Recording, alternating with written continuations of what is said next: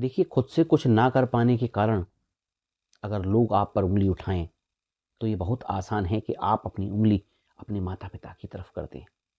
अगर आपसे पूछा जाए कि आप ये सब कुछ क्यों नहीं कर पा रहे हैं, या अंदर से आपकी अगर आवाज़ आती है कि मैं ये सब कुछ क्यों नहीं हासिल कर पा रहा हूँ, जिसकी मैं चाहत रखता हूँ, जो मैं चाहता हूँ, तो आप बहुत आसानी से अपने माता-पिता को ब्लेम कर देते हैं। मेरे माता-पिता ने कभी मुझे अच्छी गाइडेंस नहीं दी, क्योंकि वे खुद कुछ नहीं जानते थे। इसलिए हम कुछ सीख नहीं पाए, मार्गदर्शन नहीं हो पाया। हमारे माता-पिता के पास ज़्यादा पैसा नहीं था, वरना हम अच्छे स्कूल में पढ़ते। हमारे माता-पिता ने कभी हमें वो माहौल नहीं दिया कि हम इंग्लिश बोल पाते। हम तो सरकारी स्कूल में पढ़े थे। हमारे मोहल्ले में हमारे दोस्त अच्छे परिवारों के नहीं थे। खेलने कूदने में ध्यान रहता था, इसलिए हम कुछ नहीं कर पाए। और ना जाने कितने ही ऐसे बहाने और शिकायतें हैं जो आप एक क्षण भर भी देर नहीं करते दूसरों पर उँगली उठाने में। क्योंकि आप ये जानते ही नहीं कि ये दुनिया हज़ारों ऐसे उदाहरणों से भरी पड़ी है कि जिनके माता-पिता को इंग्लिश नहीं आती, पर उन्होंने इंग्लिश सीखी और आगे बढ़े। जिनके माता-पिता ने उनको सपोर्ट नहीं किया, फिर भी वे बहुत धनवान और बहुत ही कामयाब और समृद्ध बन पाए।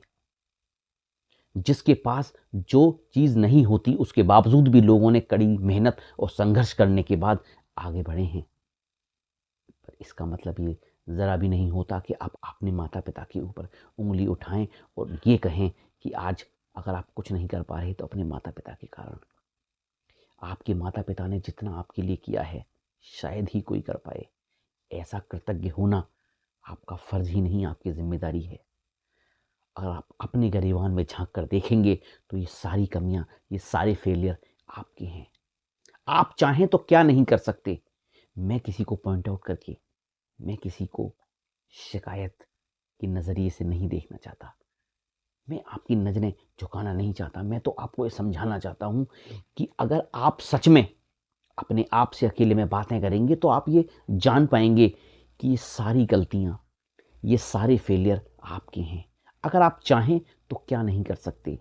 आप ही तो हैं जो ये मान बैठे हैं कि मुझसे नहीं हो पाएगा। मेरे माता-पिता का फेलियर है ये। ऐसा बिल्कुल भी नहीं है।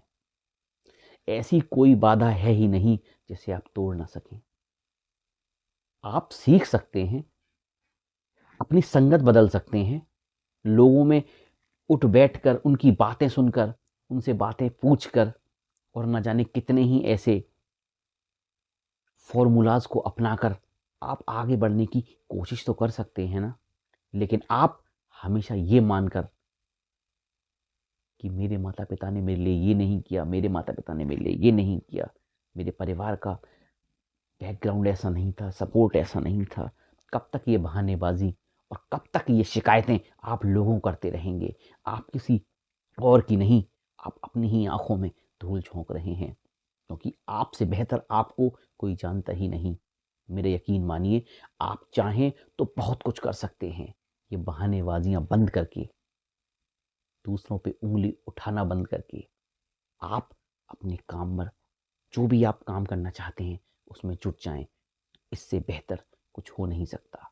कौन कहता है कि आप एक साथ छत पर चढ़ जाइए, एक छलांग मारिए और बुलंदियाँ छू लीजिए? ऐसा नहीं होता। कभी ऐसा हो ही नहीं सका। आज तक इतिहास में कभी ऐसा नहीं हुआ कि कोई इंसान इतनी ऊँचाइयों पर इतनी जल्दी ऊँचाइयों तक पहुँच जाए।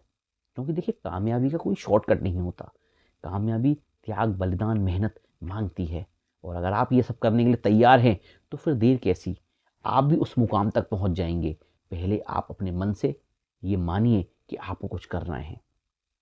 मैं बहाने नहीं बनाऊँगा, मैं लोगों से शिकायत नहीं करूँगा, मैं लोगों को जवाब नहीं दूँगा कि आपकी वजह से ऐसा हुआ है। ये सब छोड़िए। सकारात्मक सोच थोड़ी-सी रखने के साथ-साथ आप जो करना चाहते हैं, उस दिशा में छोटे-छोटे कदम बढ़ाते रहिए। परिणाम की चिंता मत कीजिए, क्योंकि ज़्यादातर लोग जो टूटते हैं, वो परिणाम सोचकर, ऐसा कर रहा हूँ, कुछ 1-2 महीने काम किया कि अब नहीं हो, अच्छे परिणाम, अच्छे रिज़ल्ट्स नहीं आ रहे, तो छोड़ देते हैं। ऐसा मत कीजिए। अपनी पसंद का कोई एक काम चुनिए, मेहनत कीजिए और धीरे धीरे धीरे धीरे उसमें जो भी बाधाएं आती हैं उन्हें हटाने की कोशिश कीजिए। लोगों से मिलिए और सीखते रहिए। सीखने की कोई उम्र नहीं। धीरे धीरे धीरे धीरे आप सीखते रहें और आगे बढ़ते रहें। बहुत बहुत शुक्रिया।